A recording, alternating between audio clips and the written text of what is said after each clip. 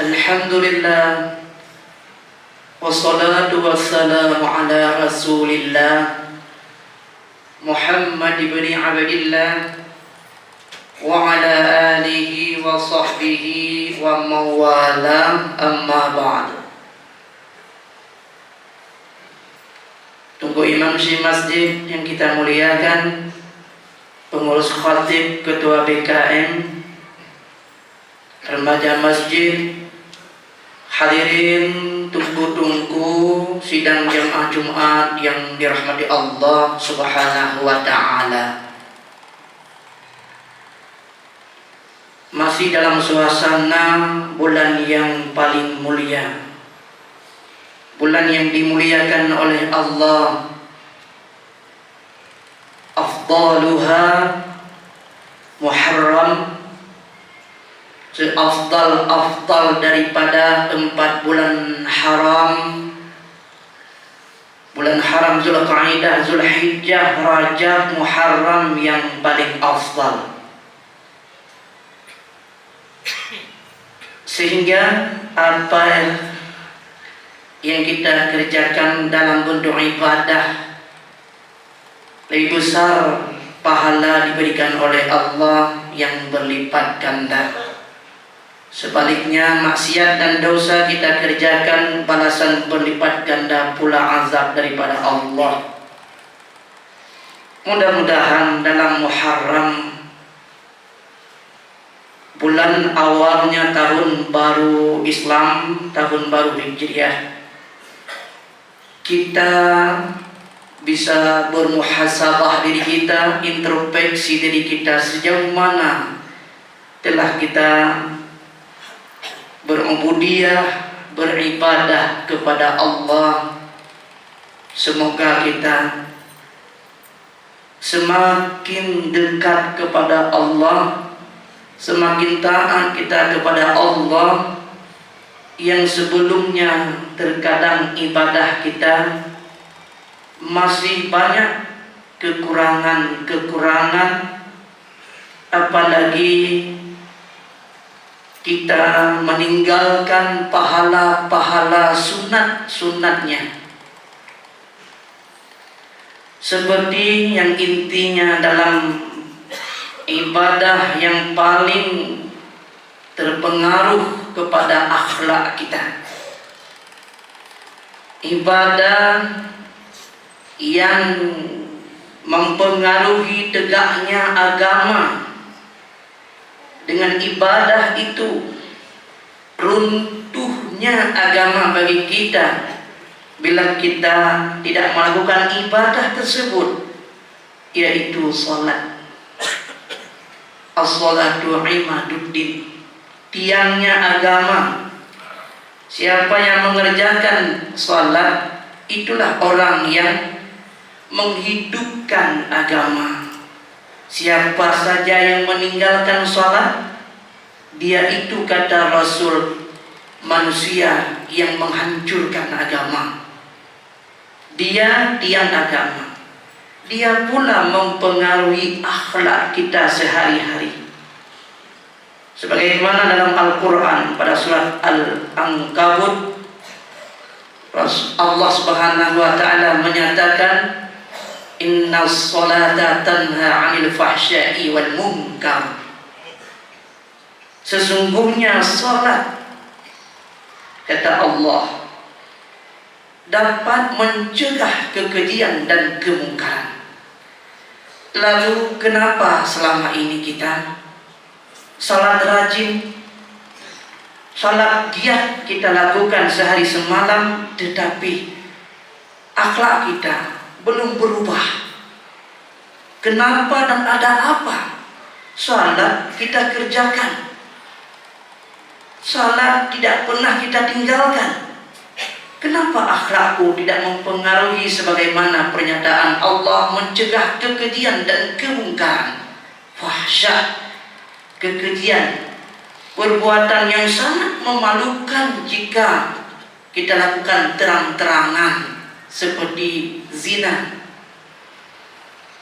seperti zina, malu kalau kita lakukan secara terang-terangan, yang pada hakikatnya apapun yang dilakukan nampak pada manusia secara terang-terangan, malu.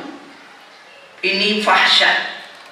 Kalau mungkar tidak merasa malu, tetapi diingkar dalam agama, tidak dibolehkan. Lalu kenapa kita ini belum berubah? Misalnya masih akhlak kita jahat, masih tidak malu kita melakukan maksiat kepada Allah, padahal kita salat.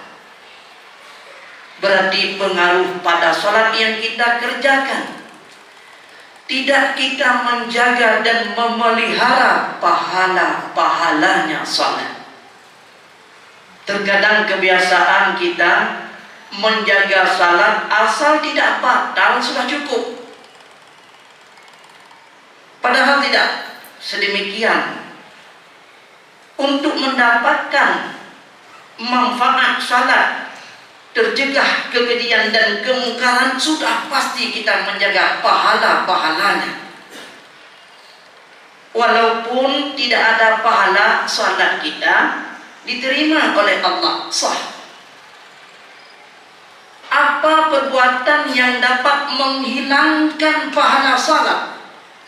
Perbuatan-perbuatan makruhnya.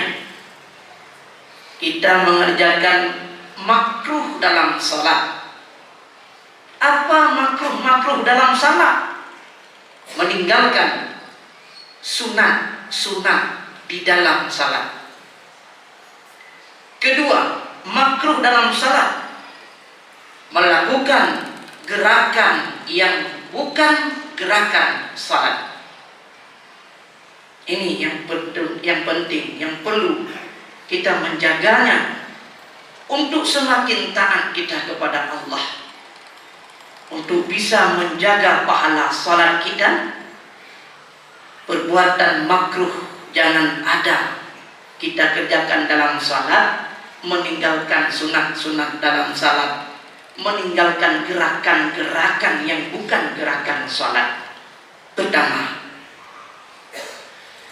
sunat ketika salat melihat dengan mata kita pada tempat sujud.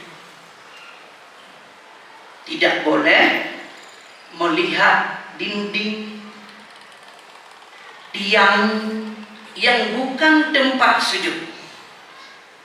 Mulai daripada takbiratul ihram sampai kepada salam. Melihat pada tempat sujud di dalam salat dikecualikan tidak melihat pada tempat sujud ketika kita mengangkat telunjuk dalam tahiyat. Asyhadu an la ilaha illallah. Seiring diangkat telunjuk illallah, mata kita dari tempat sujud kita pandang berubah kepada telunjuk yang sedang kita angkat. Illa salam, sampai kepada salam pada tahiyat akhir, sampai kepada berdiri pada tasyahud awal. Kalau tidak sedemikian, makruh, mengurangi pahala di situ, walau tidak batal salatnya.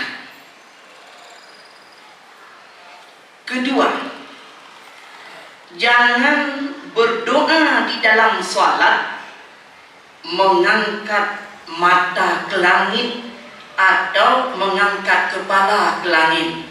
Ada sebahagian membaca kunut melihat ke atas. Makruh, mengurangi pahala salat kita. Membaca iftidah sunat ditinggalkan, makruh, mengurangi pahala. Membaca a'udzubillah ketika kita membaca Fatihah, a'udzubillah kemudian bismillah, a'udzubillah sunat ditinggalkan, makruh.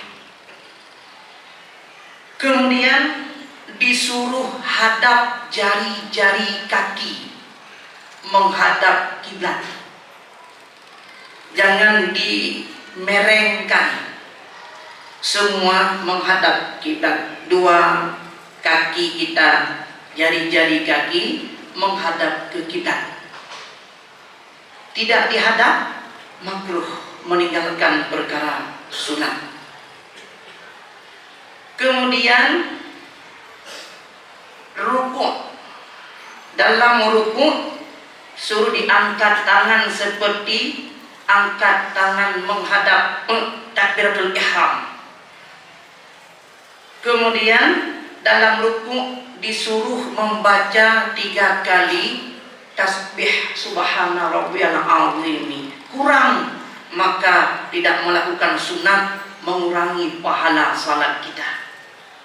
Kemudian dalam rukuk disunatkan untuk memegang 2 lutut, bukan di bawah tulang, bukan di bawah 2 lutut, bukan. Bukan di tulang kaki kita pegang. Kalau di bawahnya itu makruh, mengurangi pahala. Kemudian tidak disunatkan membaca Al-Quran di dalam rukuk. Ya, ini dapat mempengaruhi pahala. Kemudian i'tidal. Kemudian kita seandainya salat di depan Ka'bah, salat di depan Ka'bah sekalipun di Masjidil Haram, sunat melihat pada tempat sujud. Di depan Ka'bah, kalau dilihat Ka'bah dia sedang salat, makruh hukumnya, mengurangi pahala salat. Kemudian tahiyat, kemudian sujud, duduk antara sujud. Kalau dalam sujud subhana rabbiyal a'la 3 kali. Kemudian disunatkan berdoa di situ pada tempat sujud dalam salat. Kalau seandainya kita makmum, imam kita sudah bangun dari tempat sujud, makmum sudah membaca subhana rabbiyal a'la 3 kali, kemudian berdoa. Dalam doa itu sehingga dia melambatkan untuk mutaba'ah mengikuti imam, sebab dia memperbanyakkan doa di situ. Maka makmum ini makruh perbuatannya karena tidak mutaba'ah, menyegerakan mengikuti imam, padahal sudah membaca 3 kali sujud. Sekalipun yang kata Rasulullah banyak berdoa dalam sujud, karena sangat dekat hamba Allah dengan Allah pada waktu dia bersujud di dalam salat. Ini jika kita salat sendiri. Dan bukan dikhususkan pada tahiyat, pada sujud yang terakhir saja, tidak. Semua sujud dalam salat itu sangat dekat Allah dengan hambanya, maka di situ disuruh memperbanyakkan doa. Jika kita sembahyang sendiri, kalau imam yang melakukan, ini juga mempengaruhi karena tidak disuruh untuk baca lama-lama dan panjang-panjang di dalam adab-adabnya imam. Ya. Kemudian ini perbuatan makruh. Kalau seandainya ada tempat sebahagian yang ada mushaf Quran di depan imam, melihat pada Al-Quran, mengikuti bacaan dalam Al-Quran itu, sehingga dia melihat ke situ, makruh. Kecuali bisa dilihat tidak makruh, imam masih ragu-ragu bacaan hafalan tentang Fatihahnya, kemudian duduk, semua duduk antara 2 sujud, duduk tasyahud awal, ini duduk disunatkan duduk iftirash. Duduk iftirash, kaki kanan ditegakkan, kaki kiri diduduki dengan pantat, ditegakkan kaki kanan, sebahagian jari kaki itu menghadap ke kiblat. Ini duduk iftirash sunat, tidak dilakukan. Ini makruh, mengurangi pahala. Seandainya semua itu uzur, tidak bisa lagi melakukan seperti yang disunatkan karena sakit, karena keuzuran lainnya, ini tidak mempengaruhi makruh tersebut, tidak makruh. Kecuali duduk pada tahiyat akhir, tidak disunatkan untuk duduk iftirash, duduk tawarruk. Menegakkan kaki kanan, kaki kiri dimasukkan di bawah kaki kanan, sedikit ujung kaki kiri dikeluarkan di bawah kaki kanan. Ini duduk tawarruk, disunatkan pada duduk tasyahud akhir. Walaupun banyak model duduk selain daripada itu makruh. Ada duduk iqa'ah namanya. Duduk iqa'ah biar dalam salat atau di luar salat, makruh, dibenci oleh Allah. Duduk iqa'ah itu menempelkan dua pantat pada bumi dan menempelkan dua telapak kaki pada bumi dan menempelkan dua telapak tangan pada bumi. Lututnya keduanya ditegakkan. Itu dinamakan duduk iqa'ah, seperti duduk anjing. Maka di situ makruh dalam salat ataupun di luar salat. Hadirin tunggu-tunggu yang dirahmati Allah Subhanahu wa ta'ala. Kemudian seandainya ada hal tadi ditinggalkan perkara yang sunat, banyak sekali perbuatan sunat yang bukan gerakan salat, makruh juga dilakukannya, seperti memutar-mutar jam, meraba-raba cincin dalam salat, kemudian merapikan baju, ujung baju. Biasa setelah kita iktidal, padahal enggak nampak apa-apa. Jadi untuk merapikan itu ujung baju ditarik, perbuatan yang tidak diperintahkan dalam salat, makruh gerakan-gerakan itu. Kemudian menarik sarung ataupun menarik celana, bukan keperluan untuk mudah sujud. Menarik itu untuk memudahkan sujud tidak makruh, tapi untuk merasa udah kebiasaan seperti itu ditarik. Gerakan tarik itu bukan gerakan yang dianjurkan dalam salat, mempengaruhi makruh, berkurang pahala salat kita. Banyak sekali perbuatan-perbuatan. Kalau perbuatan itu tidak dianjurkan, tidak diperintahkan dalam salat, dilakukannya bukan karena uzur, bukan keperluan, maka ini makruh, mengurangi pahala. Sunat-sunat dalam salat ditinggalkan bukan karena uzur, tidak bisa dilakukannya karena sakit, ini makruh, mengurangi pahala salat.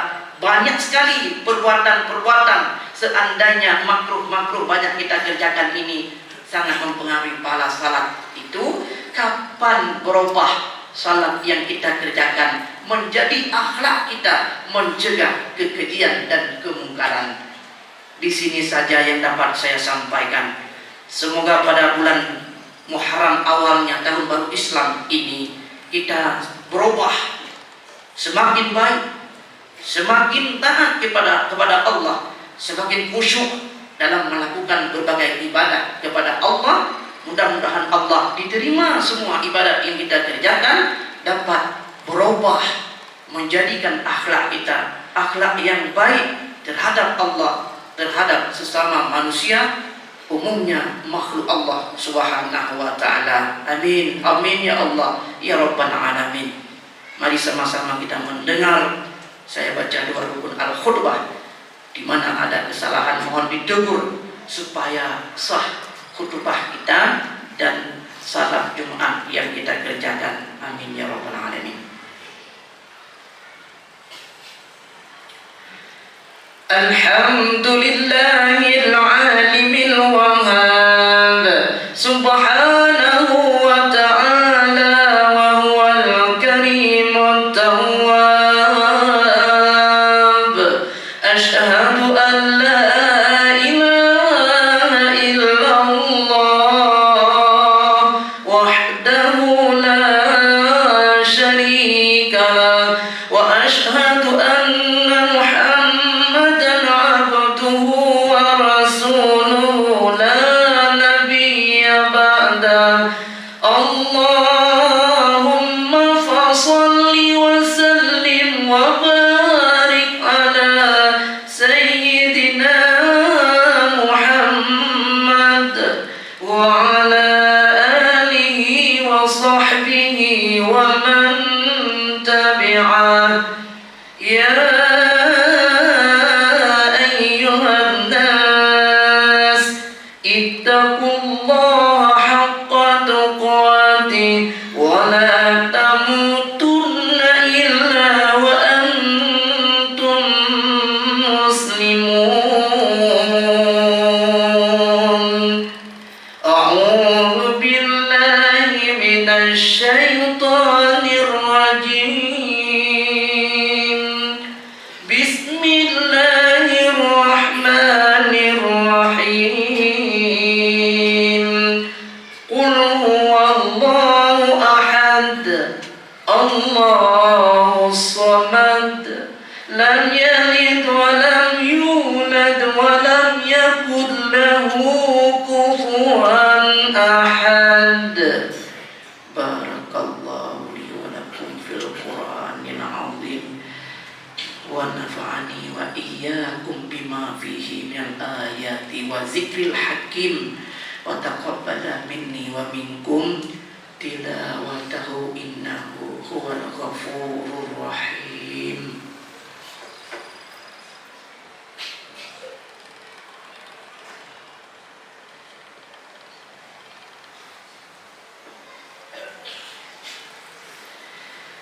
Alhamdulillahilladzi ja'alana minal mu'minin.